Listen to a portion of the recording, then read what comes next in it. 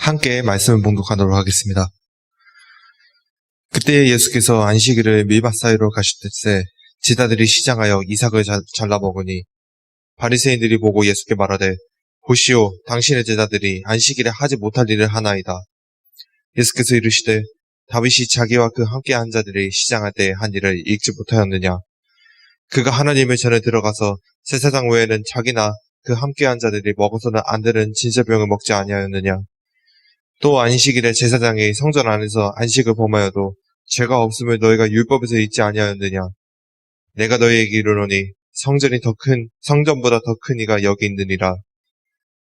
나는 자비를 원하고 제사를 원하지 아니하노라 하신 뜻은 너희가 알았다면 무죄한 자를 정죄하지 아니하느니라. 인자는 안식일의 주인이라 하시니라. 마태복음 강의의 79번째 시간입니다. 오늘은 마태복음 12장 1절부터 8절의 말씀을 가지고 주일 성수라는 제목을 함께 나누기를 원합니다. 부제목은 인자는 안식일의 주인이니라입니다. 한국 교회를 부흥으로 이끈 70년대, 80년대, 90년대까지 한국 교회를 부흥으로 이끈 두 가지 큰 축이 있는데 그게 뭐냐면 주일 성수와 11조입니다. 주일 성수와 11조. 주일 성수는 새벽 기도까지 포함해서 그렇죠. 세계가 놀랄만한 한국교회 부흥의 원동력이 주일 성수와 11조입니다. 제 경험을 제가 좀 말씀드리려고 하는데요. 저 초등학교 때 여동생이랑 또 이렇게 교회를 다녔었는데 집 앞 가까이 있는 교회를 다녔습니다. 그 교회에서는 초등학생들한테 스티커 잔치를 했거든요. 스티커를 받아가지고 붙이는 잔치를 했는데 헌금하면 스티커 한 장을 주고요. 성구 암송, 그날의 요절을 암송하면 스티커 한 장을 줍니다. 출석을 하면, 다른 말로 주일을 성수하면 스티커 한 장을 주고요. 전도를 해오면, 다른 친구를 데리고 오면 무려 스티커 5장을 받습니다. 연말 되면 그 스티커가 그 교회 뒷부분에 붙여있는 숫자대로 해서 개인별 시상을 하기도 하고 반별 시상을 하기도 합니다. 중학교 시절에는 제가 하숙을 했었는데요.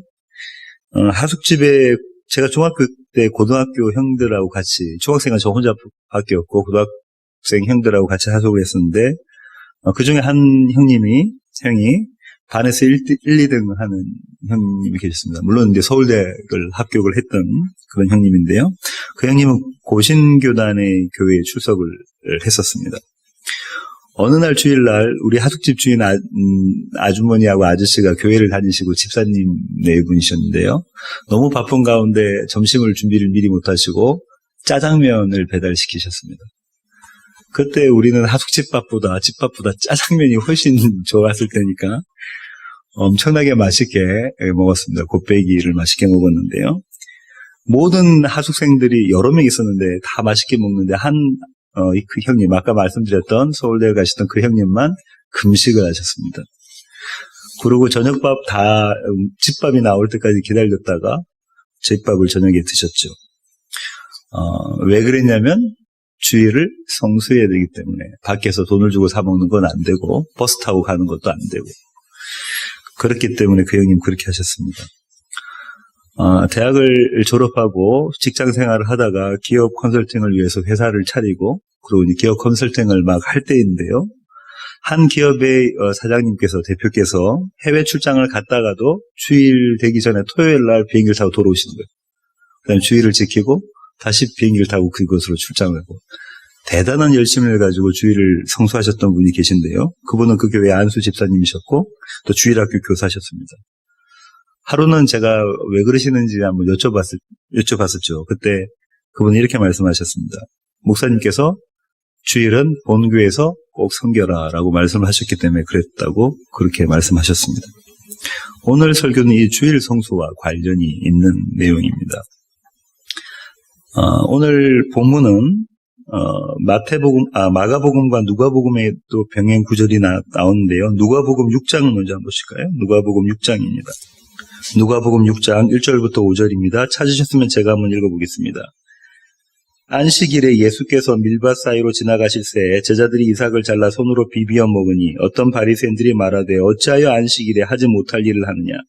예수께서 대답하여 이르시되 다윗이 자기 및 자기와 함께한 자들이 시장할 때에 한 일을 읽지 못하였느냐. 그가 하나님의 전에 들어가서 다만 제사장 외에는 먹어서는 안 되는 진설병을 먹고 함께한 자들에게도 주지 아니하였느냐. 또 이르시되 인자는 안식일의 주인이니라 하시더라. 여기가 오늘 태연이가 읽었던 마태복음 본문과 병행 구절이죠. 똑같은 사건을 다루고 있습니다. 한 군데만 더 볼까요? 마가복음 8절입니다. 마가복음 2장 23절부터 28절입니다. 찾으셨으면 제가 한번 읽어보겠습니다. 안식일에 예수께서 밀밭 사이로 지나가실새 그의 제자들이 길을 열며 이삭을 자르니 바리새인들이 예수께 말하되 보시오 저들이 어찌하여 안식일에 하지 못할 일을 하나이까. 예수께서 이르시되 다윗이 자기와 함께 한 자들이 먹을 것이 없어 시장할 때에 한 일을 읽지 못하였느냐. 그가 아비아달 때의 제사장 때에 하나님의 전에 들어가서 제사장 외에는 먹어서는 안 되는 진설병을 먹고 함께 한 자들에게도 주지 아니하였느냐. 또 이르시되 안식일이 사람을 위하여 있는 것이요 사람이 안식일을 위하여 있는 것이 아니니 이러므로 인자는 안식일에도 주인이니라. 이 본문하고 병행을 이루죠. 신학자들이 주목하는 구절은 오늘 조금 전에 읽었던 마가복음의 본문에서 신학자들이 주목하는 본문은 안식일은 사람을 위해서 있는 것이다. 사람이 안식을 위해서 있는 것이 아니다라는 구절이죠. 사람이 법보다 우선한다라는 의미입니다. 사람을 위한 법이라는 원칙이 이 안에 들어가 있죠. 법을 위해서 사람이 존재하는 것이 아니라 사람을 위해서 법이 존재한다라는 원칙이 여기에 들어가 있습니다.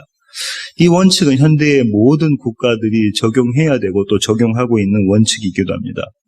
법을 만들 때, 법을 제정할 때도, 법을 집행할 때도, 또 법으로 죄를 다스릴 때도, 심판할 때도 이 원칙이, 사람이 우선이라는 원칙이 적용이 되겠죠. 장지일 목사님은 오늘 본문을 이렇게 해석하시는데요. 안식일법을 지키는 것이 중요한 것이 아니라 안식일의 정신을 지키는 것이 중요하다. 법을 지키는 게 중요한 게 아니라 그 정신을 따르는 것이 중요하다라고 이야기를 하시죠. 대부분의 신학자들이 여기에 동의를 하고요. 요약하면 율법의 참 의미를 되새겨라라는 이야기가 되죠. 그렇다면 제가 여러분께 질문을 드립니다. 성경이 말하는 안식일의 정신은 도대체 무엇이고 참 의미는, 안식일에 대한 참 의미는 도대체 무엇일까요?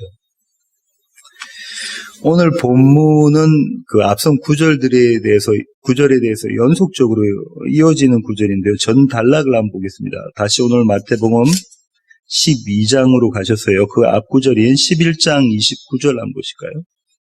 마태복음 11장 29절입니다. 나의 멍에를 메고 내게 배우라 그리하면 너희의 마음이 쉼을 얻으리니. 나의 멍에를 메고 내게 배우라 그리하면 쉼을 얻는다. 쉼이 이게 안식이라는 거죠. 안식을 얻으리라. 그리고 11장 30절에 말씀을 하시는데 그게 뭐냐면 이는 내 멍에는 쉽고 내 짐은 가벼우니라. 네가 안식할 쉼을 얻을 이유가 있는데 그거는 내 멍에는 쉽고 내 짐은 가볍기 때문에 너희가 안식할 수 있다라고 이야기가 되어져 있습니다. 예수님께서 그렇게 말씀하시죠. 어느 멍에와 어느 멍에가 대조가 되고 어느 짐과 어느 짐이 대조가 되는 거죠. 예, 율법의 멍에와 율법의 짐과 예수님의 멍에와 예수님의 짐이 대조되는 거죠. 다시 말하면 서기관과 바리새인의 의와 더 나은 의가 대조가 되는 겁니다. 마태복음 전체가 그 얘기라고 제가 여러 번 수차 말씀을 드렸죠. 그 이야기를 하시고 난 다음에 오늘 본문이 포함된 12장 전체에 무슨 내용을 말씀하시냐면 그렇다면 예수님이 말씀하신 예수님의 쉬운 멍에와 가벼운 짐, 다시 말하면 더 나은 의는 무엇인가를 지금 설명해 주시는 겁니다. 그 예를 들어서 말씀해 주시는 거죠. 그것이 그 예가 어떤 사건일 수도 있고요. 어떤 비유일 수도 있는 거죠. 그게 12장 전체에 걸쳐서 설명되어지고 있는 내용입니다. 오늘 아주 중요한 사건이 한 개가 터졌는데 그 사건이 밀밭 사건이죠. 밀밭에서 일어난 사건입니다. 이런 생각 안 해보셨습니까? 왜 하필 예수님은 제자들을 데리고 밀밭 사이를 걸어가셨을까? 그것도 언제요? 안식일에. 그것도 언제? 제자들이 무척 시장할 때에, 배고플 때에 그 자리를 지나가셨을까? 다시 말씀드립니다. 왜 하필 예수님은 당신의 제자들을 안식일에 밀밭 사이로 그들이 배고플 때에 지나가셨을까? 이 질문을 가지고 오늘의 본문을 좀 더 이 밀밭 사건을 관찰해 보기를 원합니다. 12장 1절을 다시 한번 보실까요? 12장 1절입니다. 그때에 예수께서 안식일에 밀밭 사이로 가실새 제자들이 시장하여 이삭을 잘라 먹으니. 12장 1절이 밀밭 사건의 내용인데요. 한마디로 말하면 제자들의 절도 행각이죠. 절도죠. 예, 남의 것을 훔친 그런 행각입니다. 행위입니다. 남의 물건에 손을 대면 절도죄가 적용이 되죠. 그런데 예수님이 지금 어떤 반응을 보이시냐면 그거 괜찮다라는 거예요. 남의 물건을 훔쳤는데 그거 괜찮다라고 말씀하고 계시는 거죠. 십계명에도 남의 물건 훔치지 말라고 되어 있잖아요. 예수님은 지금 제자들을 두둔하고 계십니다. 그거 괜찮다라고 말씀하고 계시죠. 제대로 된 선생님이면 당연히 야단을 치셔야 되는 거 아닙니까? 제자들이 남의 물건을 훔치려고 할 때 그거 먹으면 안 돼, 훔치지 마, 그렇게 야단을 치셔야 되는 거 아닌가요? 제가 저희 딸들이 만약에 그렇게 남의 물건에 손을 내려고 하면 야단을 치지 않겠습니까? 그게 바른 부모고 바른 선생님의 모습이지 않습니까? 근데 예수님은 오히려 제자들을 두둔하고 그렇게 말씀하고 계시는 거죠. 반도덕적이고 반윤리적인 행위를 옹호하시는 이유가 도대체 뭘까 궁금하지 않습니까? 요즘 시골에 가서 태양이가 계룡 시지만 그래도 시골이죠. 예. 시골에 가서 과수원 같은 데서 과일을 훔치면 어떻게 되죠? 과일 서리를 하면 옛날에는 그냥 웃고 넘기는데 요새는 안 그렇습니다. 절도죄가 바로 적용되죠. 그동안 피해 입은 걸 이 사람한테 다 피해 보상을 해달라고 그렇게 이야기하기도 합니다. 시골 인심이 예전과 많이 달라졌죠. 예수님은 이렇게 좀 올드 패션 하신 분인가요? 아주 구세대의 발상을 하고 계시는 그런 분인가요? 예수님의 제자들이 절도를 했습니까? 분명히 절도를 했습니다. 남의 물건에 손을 댔죠. 물건 훔쳤습니다. 그러자마자 바리새인들이 예수님께 제자들을 고발하죠. 2절입니다. 마태복음 12장 2절입니다. 바리새인들이 보고 예수께 말하되 보시오 당신의 제자들이 안식일에 하지 못할 일을 하나이다. 바리새인들이 무슨 흥신소에서 일하는 사람들 같습니다. 그죠? 예수님과 예수님의 제자들을 계속 따라다니면서 이들이 죄를 범하나 안 범하나 그걸 보고 있죠. 일거수일투족을 감시하고 있습니다. 지난 두 정권에서 마주 유행했던 민간인 사찰 같은 그런 모습입니다. 예수님과 예수님의 제자들이 누굴 만났는지, 어디로 가는지, 무슨 일을 벌이는지, 혹시 그들이 율법을 범하지는 않는지 이것을 관찰하고 무슨 일이 생기면 고발을 하려고 준비하고 있는, 레디하고 있는 그런 모습이 바리새인들입니다. 그들이 그렇게 예수님을 쫓아다녔고 제자들 쫓아다녔고 고발할 이유를 찾으려고 했던 이유는 뭐냐면 예수님을 죽이기 위한 거죠. 무너뜨리기 위한 것이다. 그런 걸 저와 여러분이 이미 알고 있습니다. 바리새인들이 제자들을 고발했는데 바리새인들의 고발이 잘못되어졌습니까? 바리새인들의 말처럼 제자들은 잘못을 범했나요? 절도죄를 범했나요? 안식일을 범하는 죄를 범했나요? 예, 범했습니다. 레위기 19장 9절부터 10절 한번 보실까요? 너희가 너희 땅에서 곡식을 거둘 때에 너는 반 모퉁이까지 다 거두지 말고 내 떨어진 이삭도 줍지 말며 내 포도원의 열매를 다 따지 말며 내 포도원에 떨어진 열매도 줍지 말고 가난한 사람과 거리면을 위하여 버려두라. 나는 하나님 너희의 하나님 여호와이니라. 제자들이 죄를 안 지은 것 같기도 합니다. 이 모습을 보니까 그죠? 한 군데 더 보겠습니다. 신명기 23장 24절부터 25절입니다. 신명기 23장 찾으셨으면 제가 한번 읽어보겠습니다. 내 이웃의 포도원을 들어갈 때에는 마음대로 그 포도를 배불리 먹어도 되느니라. 그러나 그릇에 담지는 말 것이요. 내 이웃의 곡식밭에 들어갈 때는 오늘 본문이 적용되는 거죠. 밀밭 사이를 지나갔으니까요. 내가 손으로 그 이삭을 따도 되느니라. 그러나 내 이웃의 곡식밭에 낫을 대지는 말지니라. 지금 신명기에서 뭐라고 이야기했냐면 밀밭 사이를 지나가다가 배가 고프면 곡식에 손을 대서 그걸 따먹어도 된다라고 이야기하고 있네요. 그죠? 제자들이 죄를 안 지었을 것 같기도 합니다. 죄를 지은 것 같기도 하고. 근데 바리새인들이 제자들을 고발한 그 이유는 뭐냐면 무엇을 근거로 고발했냐면 안식일을 근거로 고발한 거죠. 따먹었다는 것을 이야기한 게 다른 사람의 물건에 손댔다는 절도죄에 대한 이야기를 한 게 아니라 지금 안식일을 범했다는 이야기를 하고 있습니다.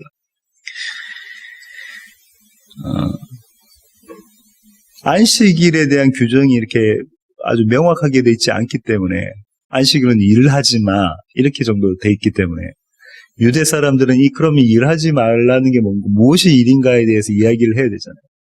그래서 규정하고 있어야 되잖아요. 그래서 그들은 미슈나이에다 39개의 규정을 이야기하고 있습니다. 장재일 목사님이 그의 책 429페이지부터 439페이지까지 그 39 규정을 이야기하고 있는데 제가 한번 읽어보겠습니다. 1. 씨 뿌리기, 2. 경작하기, 3. 추수하기, 4. 곡식단 묻기, 5. 타작하기, 6. 죽정이를 바람에 날리기, 7. 추수한 곡식을 채로 치기, 8. 채로 친 곡식을 깨끗하게 하기, 9. 밥 갈기, 10. 채로 쳐서 정리하기, 누룩으로 부풀리기, 빵 굽기, 양털 깎기, 양털 빨기, 양털 두드리기, 양털 물두리기, 양털을 실의 형태로 꼬기, 양털을 옷감의 형태로 짜기, 2개의 고리를 만들기, 2개의 실짜기, 2개의 실을 분리하기, 매듭 묶기, 매듭 풀기, 2개를 하나로 바느질하기, 사슴을 사냥하고 죽이기, 가죽을 벗기고, 가죽에 소금치기, 가죽 붙이기, 가죽 문지르기, 가죽 자르기, 2자 이상 글씨 쓰기, 2자 이상의 글씨를 쓰기 위해 지우기, 건축하기, 무너뜨리기, 불 끄기, 불 피우기, 망치로 내려치기, 한 곳에서 다른 한 곳으로 물건 옮기기. 일상적으로 우리가 하는 일인데 이거 하면 안식일을 범했다, 일했다라고 간주가 돼서 안식일을 범했다라고 되는 거죠. 제자들은 위법을 했습니다. 그렇죠? 제자들은 위법을 했죠. 이삭을 자르는 일은 추수다라고 생각합니다. 추수하지 말라고 그랬는데 이삭을 자르는 일은 추수고, 손바닥을 문질러 까는 일, 이거 누가복음에 아까 나왔죠. 손바닥을 문질러서 이삭을 잘라서 손바닥에 문질러서 까야 될 거 아니에요. 그건 타작이다. 까고 나면 뭐만 남습니까? 겨하고 알곡이 남을 때 겨우 후 바람에 불어서 부러뜨리는 것을 키질이다 생각하는 거죠. 이거 안 된다는 거예요. 안식일을 범했다라는 거죠. 유대인들이 꼭 지켰던 율법이 있는데, 규례가 있는데 그게 뭐냐면 할례입니다. 그죠? 네, 할례.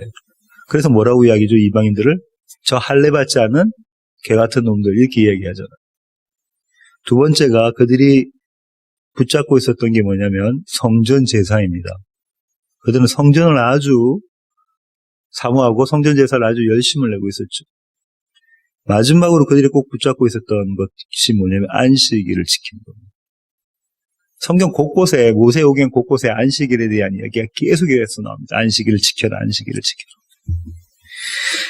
할례와 성전 제사와 안식일을 지키는 것은 이스라엘을 이스라엘답게 만들어주는 행위가 되거든요. 이 세 가지를 지키는 것에 대해서 유대인들은 대단한 프라이드를 갖고 있었던 사람들입니다. 이제 어떤 사건이 생겼고 그 사건에 대해서 고발자가 나타났으면 심판이 이루어져야 되잖아요. 재판이 이루어져야 되잖아요.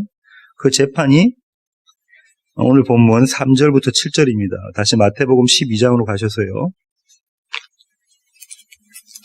마태복음 12장 3절부터 7절입니다. 제가 한번 읽어보겠습니다.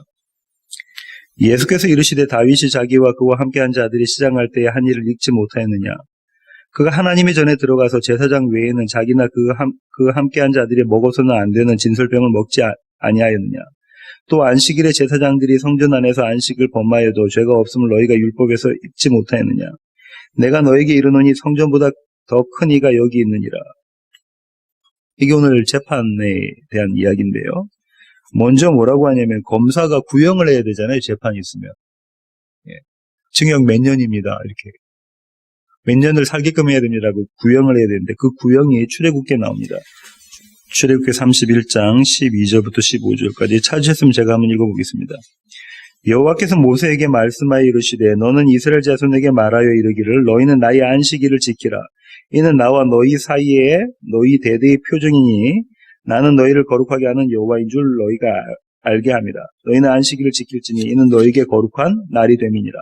그날을 더럽히는 자는 모두 죽일지며 그날에 일하는 자는 모두 그 백성 중에서 그 생명이 끊어지리라. 엿새 동안은 일할 것이나 일곱째 날은 큰 안식일이니 여호와께서 거룩한 것이라. 안식일에 일하는 자는 누구든지 반드시 죽일지니라. 안식일에 일하는 자는 어떻게 하라고요? 죽여라. 사형에 처하라 그러죠.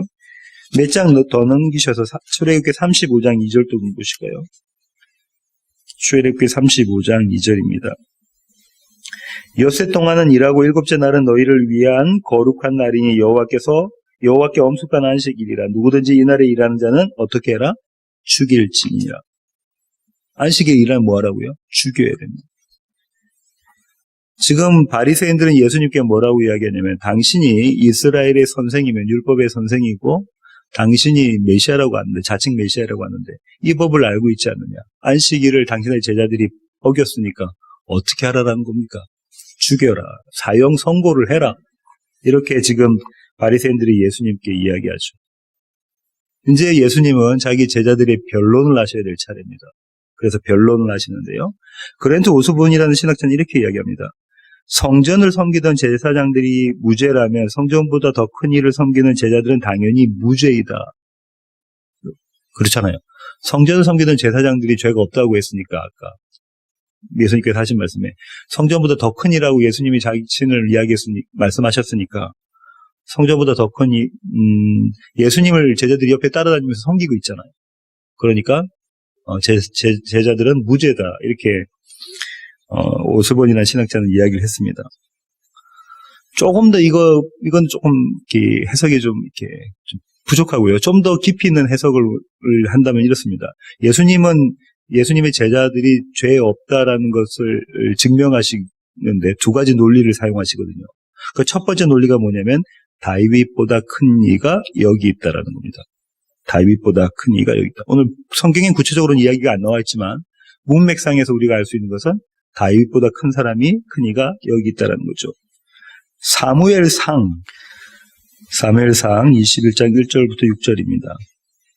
다윗이 노브에 가서 제사장 아히멜렉에게 이르니 아히멜렉이 떨며 다윗을 영접하여 그에게 이르되 어찌하여 네가 홀로 있고 함께하는 자가 아무도 없느냐 하니 다윗이 제사장 아히멜렉에게 이르되 왕이 내게 이를 명령하고 이르시기를 내가 너를 보내는 것과 내게 명령한 것은 아무것도 사람에게 알리지 말라 하시기로 내가 나의 소년들을 이러이러한 곳으로 오라고 말하였나이다.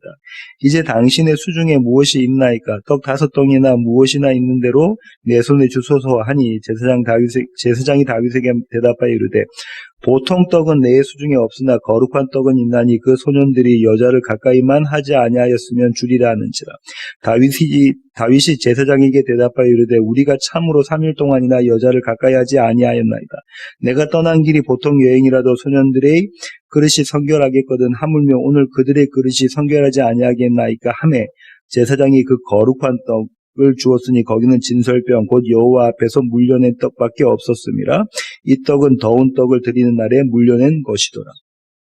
이 사건을 지금 예수님 말씀하고 계시는 거예요. 이건 좀 유대의 제사 문화에 대해서 좀 아셔야 되는데요. 제사장들이 안식일에 모입니다. 모여서 그 전주까지 일했던 사람들과 그 다음에 일할 사람들이 순번이 교체가 되는 거잖아요. 이 순번이 교체될 때 어떻게 되냐면 새 떡을 만들어가지고 하나님께 드릴 새 떡을 만들어가지고 들어가고요.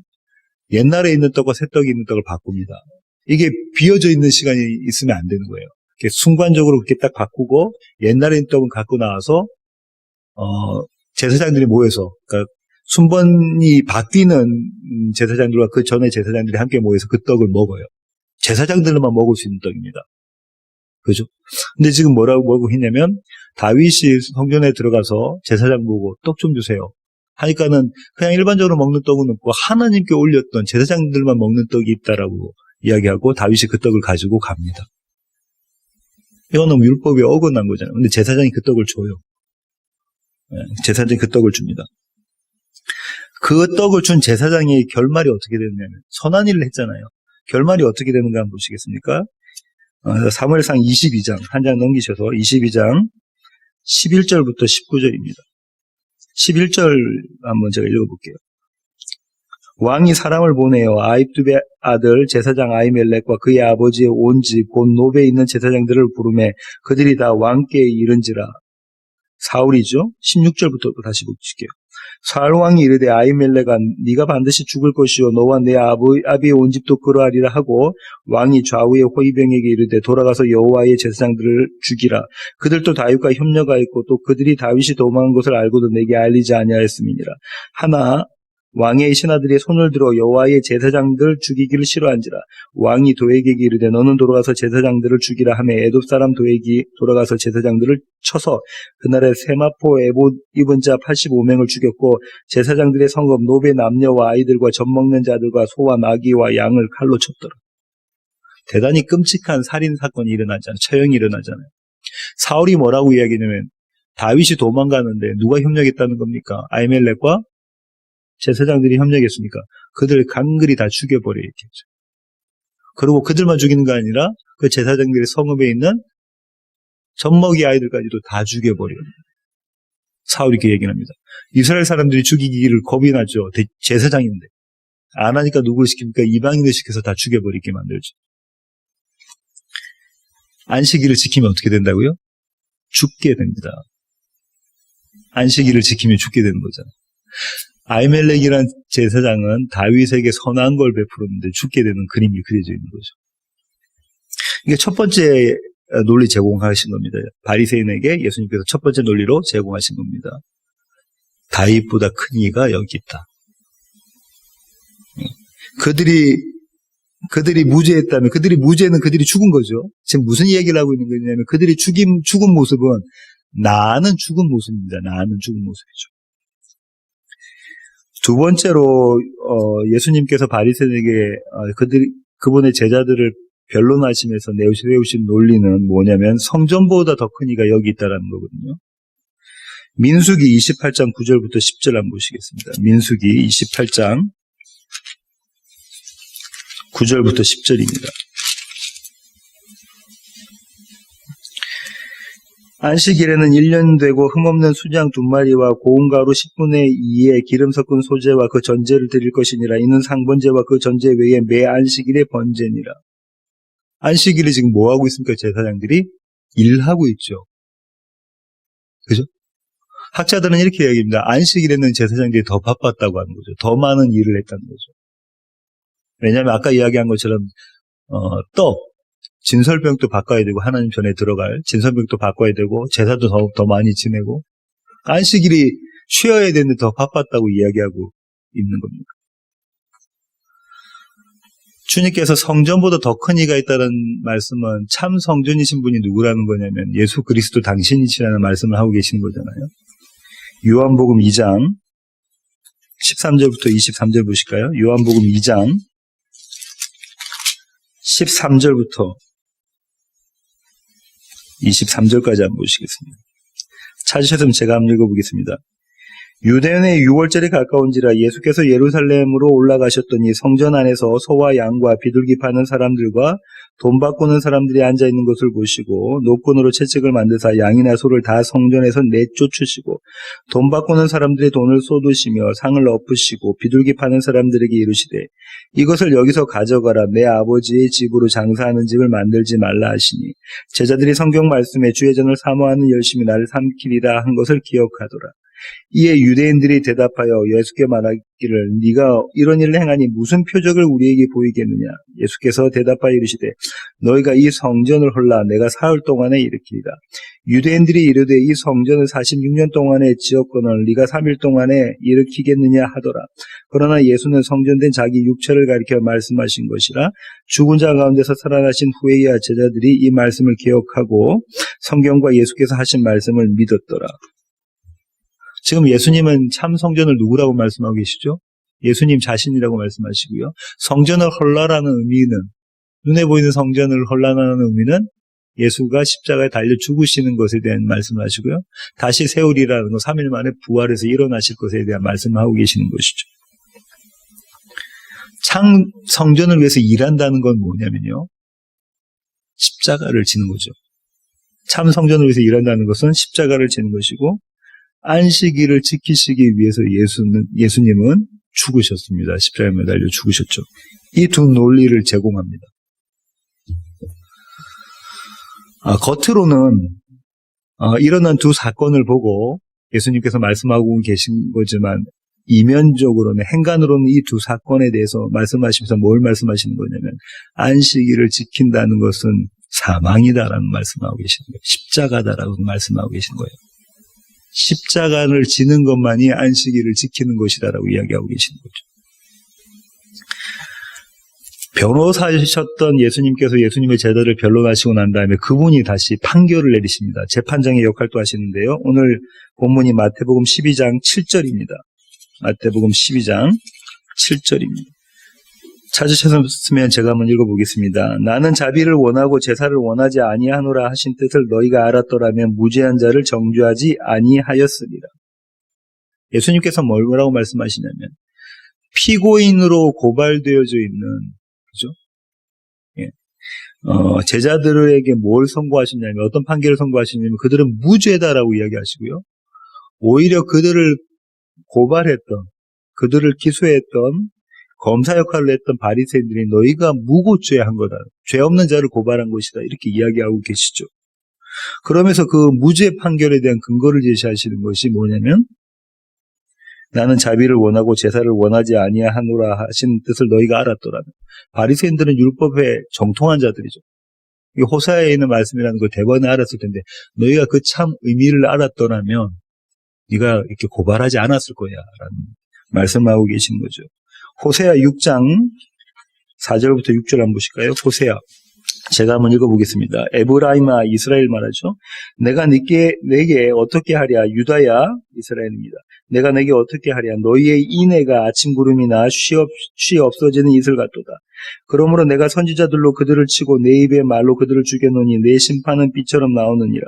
나는 인애를 원하고 제사를 원하지 아니하며 번제보다 하나님을 아는 것을 원하노라. 뭐라고요? 나는 인애를 원하고 제사를 원하지 아니하며 번제보다 하나님을 아는 것을 원한다. 하나님을 아는 것을 뭐라고 지금 이야기하고 있는 거냐면 인애를 이야기하고 있죠. 여기 사용된 인애라는 히브리어 단어가 그 유명한 헤세드인데요. 어디에서는 자비로, 어디에서는 은혜로, 어디에서는 사랑으로, 인애로 이렇게 번역되기도 합니다. 이 헤세드라는 히브리어 단어는 이런 겁니다. 언약에 기초한 사랑이에요. 민호 형제하고 보윤자매가 결혼할 때 서로 언약을 했잖아요. 서약을 했죠. 서로 평생 있도록 서로만 사랑하고 서로를 아껴주고 서로에게 의지가 되겠다. 이런 서약을 했죠. 그 사랑, 언약의 기초에서 사랑하는 것을 히브리어 헤세드라고 합니다. 지금 뭐냐면은 여호와 하나님이 당신이 우리에게 언약하신 약속하셨던 그 약속의 근거에서 이스라엘을 사랑하시는 것. 그게 헤세드, 그게 자비고 인애라는 거. 그걸 너희가 알아야 된다. 내가 제사 드리는 거 원하지 않고, 내가 희생제물 원하지 않고, 내가 그거 원한다라고 말씀하고 계시는 거죠. 마치 이렇게 고백하시는 겁니다. 내가 너를 영원히 사랑한다. 내 언약의 기초에서 내가 너를 영원히 사랑한다. 내가 마침내 너를 살려내겠다. 그래서 너를 나의 아름다운 신부로 삼아 너와 함께 영원히 하겠다. 이게 헤세드의 사랑입니다. 자비, 인애. 우리는 자비하면 그냥 이렇게 수염 갖고 계신 할아버지의 자비 이런 거 생각하는데 이 사랑은요. 남편과 아내, 연인들끼리 사랑. 내가 이 언약의 기초에서 내가 너를 영원히 사랑해서 내 곁에 두겠다. 이런 사랑인 거죠.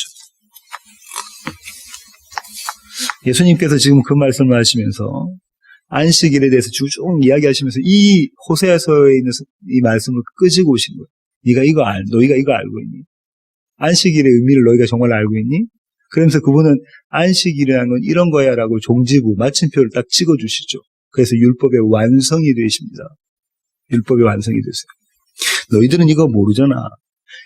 유대인의 선생님이라고 하는 너희들이 이거 모르는 애. 너희들이 만약 이 사실을, 이 진의를 속뜻을 알았다라면, 참 의미를 알았다라면 나의 제자들을 고발하지 않았을 것이다 라고 말씀하고 계시는 거죠. 그러면서 예수님은 선언을 하시는데 오늘 본문의 마지막 구절이죠. 8절입니다. 마태복음 12장 8절이죠. 인자는 안식일의 주인이니라 하시니라. 예수님께서 안식일에 뭐라고요? 주인이다라고 말씀하고 계시죠. 성경에 말하는 안식의 의미가 뭔가 좀 찾아볼 필요가 있겠죠. 성경에서 처음 안식일이라는 단어가 나온 게, 안식이라는 단어가 나온 게 창세기 2장 1절부터 3절에서 나오는데요. 창세기 2장 1절부터 3절입니다. 천지와 만물이 다 이루어지니라. 하나님이 그가 하시던 일을 일곱째 날에 마치시니 그가 하시던 모든 일을 그치고 일곱째 날에 안식하시니라. 하나님이 그 일곱째 날을 복되게 하사 거룩하게 하셨으니 이는 하나님이 창조하시며 만드시던 모든 일을 마치시고 그날에 안식하셨습니다. 하나님께서 안식일을 어떻게 하셨다고요? 복되게 하셨다고요. 하나님을 안식일을 복되게 하셔서, 복되게 하셨다는 얘기가 뭐냐면 하나님이 그날을 거룩하게 하셨다는 거죠. 구별되게 하셨다는 겁니다. 성경에서 이야기하는 거룩은 구별이잖아요. 구별되게 하셨다는 거죠. 한마디로 이야기하면 안식은 거룩하게 하는 것이고, 또 안식은 그 거룩하게 하는 것을 어떻게 하는 거냐면 일하지 않는 것으로 거룩하게 하는 거예요. 구별되게 하는 겁니다. 다시 말씀드립니다. 성경에서 이야기하는 거룩은 뭐라고요? 구별. 근데 다른 여섯 날 동안 다 일하는데 일곱째 날은 일하지 마. 이게 구별됐잖아요. 일하지 않는 것으로 다른 여섯 날과 구별시키시는, 이게 안식일의 개념이죠. 어떤 신학자들은 이렇게도 이야기하고 목사님도 이렇게 말씀하시는데요.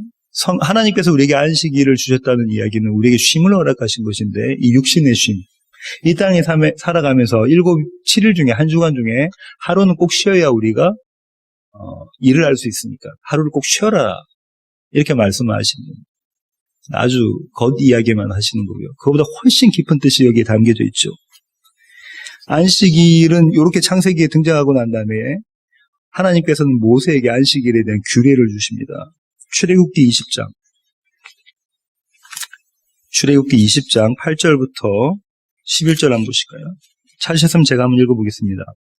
안식일을 기억하여 거룩하게 지키라. 엿새 동안은 힘써 내 모든 일을 행할 것이나 일곱째 날은 내 하나님 여호와의 안식일인즉 너나 내 아들이나 내 딸이나 내 남종이나 내 여종이나 내 가축이나 내 문 안에 머무는 객이라도 아무 일도 하지 말라. 이는 엿새 동안에 나 여호와가 하늘과 땅과 바다와 그 가운데 모든 것을 만들고 일곱째 날에 쉬었습니다. 그러므로 나 여호와가 안식일을 복되게 하여 그날을 거룩하게 하였느니라. 이게 안식일을 지키라는 첫 번째 명령입니다. 그 다음에 또 나오는데요. 신명기 5장 12절부터 15절. 제가 한번 읽어보겠습니다.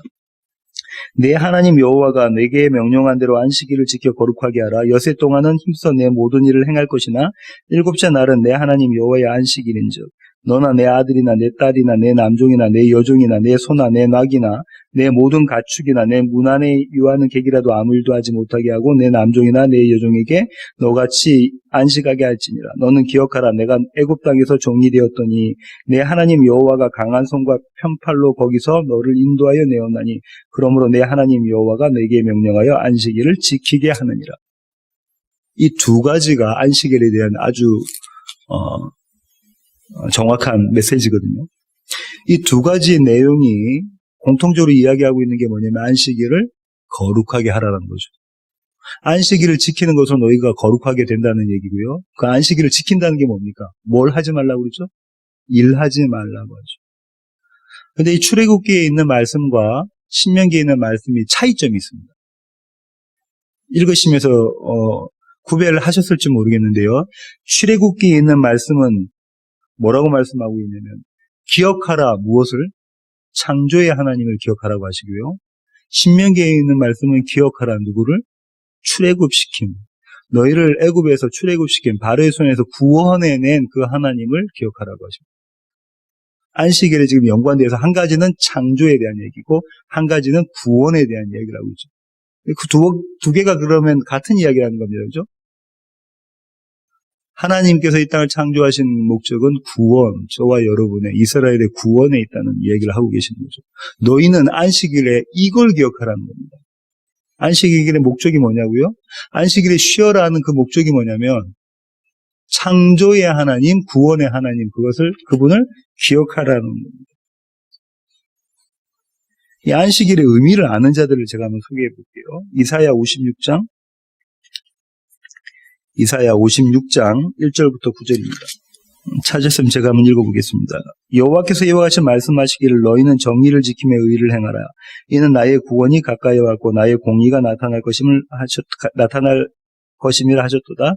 안식일을 지켜 더럽히지 아니하며 그의 손을 금하여 모든 악을 행하지 아니하여야 하나니 이와 같이 하는 사람, 이와 같이 굳게 잡는 사람은 복이 있느니라. 안식일을 지키는 사람이 복이 있다고 말씀하십니다. 여호와께 연합한 이방인은 말하기를 여호와께서 나를 그의 백성 중에서 반드시 갈라내시리라 하지 말며 고자도 말하기를 나는 마른 나무라 하지 말라.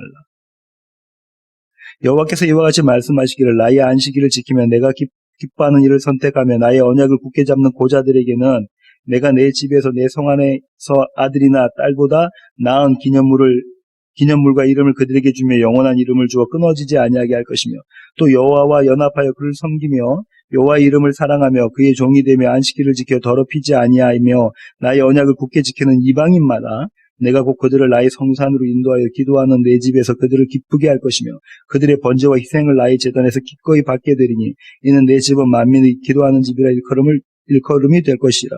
이스라엘의 쫓겨난 자를 모으시는 주 여호와가 말하노니 내가 이미 모은 백성 외에 또 모아 그에게 속하게 하리라 하시느니라. 지금 뭐라고 지금 이사야가 이야기하고 있냐면요. 안식일을 지키는 자, 안식일의 의미를 아는 자들 중에서 두 그룹을 소개하죠. 한 그룹은 누구래요? 고자라고요. 고자는 씨를 생산해낼 수 없는 자인 거죠. 부부관계를 가질 수 없으니까 씨를 생산해낼 수 없는 자입니다. 또 한 자는 누구죠? 또 한 그룹은 이방인이라고 합니다. 이들을 내가 안식일을 너희가 지키면 이들을 하나님의 백성으로 내가 삼아주겠다라고 말씀하십니다. 둘 다 하나님의 백성의 자리에 들어올 수 없죠. 성전에 들어올 수 없는 자입니다. 한 명은 불구자고 한 명은 이방인이니까 그죠? 한 그룹은 불구자고 한 그룹은 이방인이니까 성전에 들어올 수 없는 자들을 이들이 안식일을 지키면 내 성전에 들어올 수 있고 그래서 제사 드릴 수 있고 그들이 나의 백성 하나님의 성회의 구성원이 된다라고 말씀하고 계시는 거예요. 이들이 안식의 의미를 아는 자들이라고 이야기하죠. 한 군데를 더 보면요. 히브리서 4장 한번 보실까요? 히브리서 4장 1절부터 3절입니다. 그러므로 우리는 두려워할지니 그의 안식에 들어갈 약속이 남아있을지라도 너희 중에는 혹 이르지 못할 자가 있을까 함이라. 그들과 같이 우리도 복음 전함을 받은 자이나 들은 바 그 말씀이 그들에게 유익하지 못한 것은 듣는 자가 믿음과 결부시키지 아니함이라. 이미 믿는 우리들은 저 안식에 들어갔는도다. 그가 말씀하신 바와 같으니 내가 노하여 맹세한 바와 같이 그들이 내 안식에 들어오지 못하리라 하였으나 세상을 창조할 때부터 그 일이 이루어졌느니라. 히브리서 기자가 아주 놀라운 이야기를 하고 있는데요.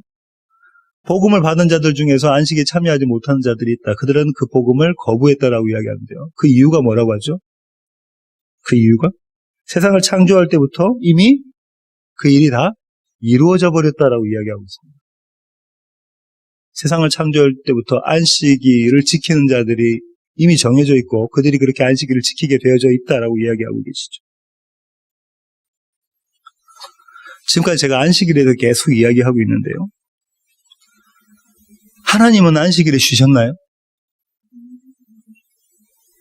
하나님은 안식일에 쉬지 않으셨죠. 예수님이 뭐라고 말씀하시는가 한번 볼까요? 요한복음 5장 보겠습니다. 요한복음 5장 10절부터 한번 보실까요? 찾으셨으면 제가 한번 읽어보겠습니다. 유대인들이 9절부터 읽어보겠습니다. 그 사람이 곧 나와서 자리를 들고 걸어가니라. 이날은 안식일이니 유대인들이 병나은 사람이 이르되 안식일인데 네가 자리를 들고 가는 것이 옳지 아니하니라. 대답하되 나를 낫게 한 그가 자리를 들고 걸어가라 하더라 하니 그들이 묻되 너에게 자리를 들고 걸어가라 한 사람이 누구냐 하되 고침을 받은 사람은 그가 누구인지 알지 못하니 이는 거기 사람이 많음으로 예수께서 이미 피하셨습니다. 그 후에 예수께서 성전에서 그 사람을 만나 이르시되 보라 내가 나았으니 더 심한 것이 생기지 않게 다시는 죄를 범하지 말라 하시니 그 사람이 유대인들에게 가서 자기를 고친 이는 예수라 아니라. 그러므로 안식일에 이러한 일을 행하신다 하여 유대인들이 예수를 박해하게 된지라. 예수께서 그들에게 이르시되 내 아버지께서 이제까지 일하시니 나도 일한다 하시매 유대인들이 이로 말미암아 더욱 예수를 죽이고자 하니 이는 안식일을 범할 뿐 아니라 하나님을 자기의 친아버지라 하여 자기를 하나님과 동등으로 삼으심이로라. 유명한 얘기죠. 예수님이 뭐라고 말씀하십니까?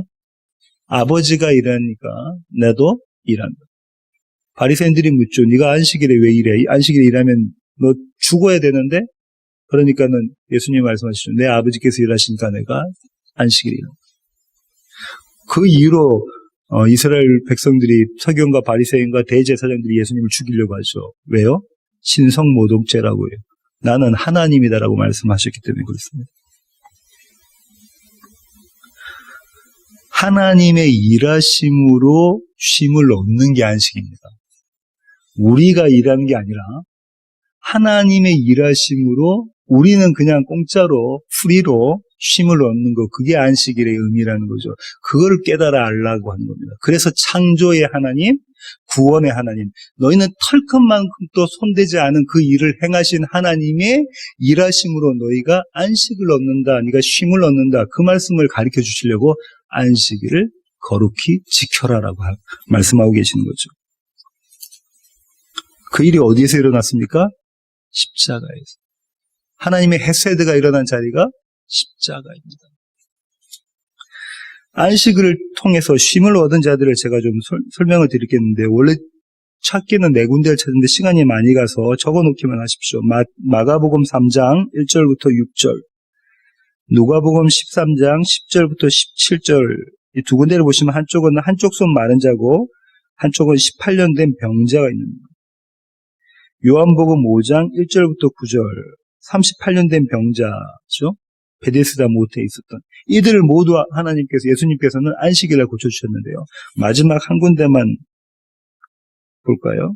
그럼 마가복음만 한번 볼게요. 마가복음 3장 1절부터 6절 한번 보겠습니다. 마가복음 3장 1절부터 한번 보겠습니다. 6절까지. 예수께서 다시 회당에 들어가시니 한쪽 손 마른 사람이 거기 있는지라 사람들이 예수를 고발하려 하여 안식일에 그 사람을 고치는가 주시하고 있거늘. 누가요? 바리새인과 서기관과 대제사장들이 지금 제사장들이 뭐 하고 있습니까? 예수님이 안식일에 이 사람을 고쳐주느냐 안 고쳐주느냐, 안식일을 범하느냐 안 범하느냐, 그걸 지금 주목하고 있죠. 예수님을 잡아 넘어뜨리게 하려고, 그죠? 넘어뜨리게 하려고. 예수께서 손 마른 사람에게 이르시되 한가운데 일어서라 하시고 그들에게 이르시되 안식일에 선을 행하는 것과 악을 행하는 것, 생명을 구하는 것과 죽이는 것 어느 것이 옳으냐 하시니 그들이 잠잠하거늘 그들의 마음이 완악함을 탄식하사 노하심으로 그들을 둘러보시고 그 사람에게 이르시되 내 손을 내밀라 하시니 내밀매 그 손이 회복되었더라. 바리새인들이 나가서 곧 헤롯 땅과 함께 어떻게 하여 예수를 죽일까 의논하니라. 안식일은 누구를 위해 있는 거라고요? 사람을 위해 있는 거죠. 사람이 안식을 위해서 있는 것이 아니라 안식일은 사람을 위해서 있는 건데, 하나님의 일하심으로 쉼을, 안식을 얻는 그 사람들을 위한 겁니다. 모든 사람이 아니에요. 그 사람들을 위한 것이 안식일이죠. 설교의 결론을 맺겠습니다. 오늘 또 예수님은 저와 여러분을 어디에 몰아붙이시냐면요, 밀밭 사이에 안식일날 배고플 때에 그 자리로 끌고 가십니다. 오늘 또 예수님은 저와 여러분을 안식일날 배고플 때에 밀밭 사이로 끌고 가시고 다른 사람의 나락에 손을 대게 하시고 그것을 끄집어서 그 시장길을 때우게 만드십니다. 매일매일 저와 여러분의 삶은 그렇습니다. 주님이 그 자리로 우리를 몰아가십니다. 그리고 주님께서는 주위에 어떤 말에도 아랑곳하지 않으시고 저와 여러분의 눈을 똑바로 쳐다보시면서 이런 말씀하시죠. 네 손 내밀어. 저와 여러분은 평생에 손 마른 자인데요. 네 손 내밀어 이렇게 말씀하고 계십니다. 언제요? 안식일날 네 손 내밀어 이렇게 말씀하고 계시죠. 그렇게 예수님은 그분의 쉬운 멍에와 가벼운 짐이 무엇인지를 깨닫게 하십니다. 그냥 손을 내밀면 주님께서 그 손을 붙잡고 고쳐주시죠. 누가 일하십니까? 주님이 일하시고. 누구는 안식을 누리죠? 저와 여러분은 병고침을 받고 안식을 누리게 된 거죠. 아무 일도 하지 않으며 헤세드, 예수 그리스도의 자비, 예수 그리스도의 인애, 예수 그리스도의 사랑과 은혜를 그저 공짜로 받는 것, 그 은혜의 사랑과 은혜에 붙잡혀 있는 것, 이게 저와 여러분이 지켜야 될 주일 성수입니다. 다른 어떤 것도 아니고요. 하나님이, 우리 주님께서 우리 보고 손 내밀어. 안식일에 손 내밀면 안 되잖아요. 손 내밀어 하실 때 그저 그렇게 손 내밀고 주님께서 이루시는 그 일을 그냥 그렇게 받아오는 것. 그것이 주일 성수의 참 의미입니다. 기도하시겠습니다. 주님, 그렇습니다. 하나님, 우리는 주일을 성수하며 열심을 내어야만 하나님을 기쁘시게 할 것이라고 생각합니다. 그렇게 주일을 성수하고 또 열심을 내어야지만 다른 성도들과 구별될 것이라고 생각합니다. 하지만 주님께서 오늘 말씀하셨습니다. 안식일에는 일하지 않는 것이라고 말씀하셨습니다. 우리의 지혜와 우리의 능력과 우리의 열심으로 얻게 되는 것이 안식이 아니라고 말씀하십니다. 주님께서 하신 일, 안식일에 하셨던 주님의 일, 그 십자가의 일로 말미암아 안식을 얻게 된다고, 참 영원한 쉼을 얻게 된다고 주님 말씀하십니다. 이런 주일 성수하는 우리 세워지는 교회 모든 지체들 될 수 있도록 저희들을 붙잡아 주시옵소서. 예수님의 귀하신 이름으로 기도합니다. 아멘.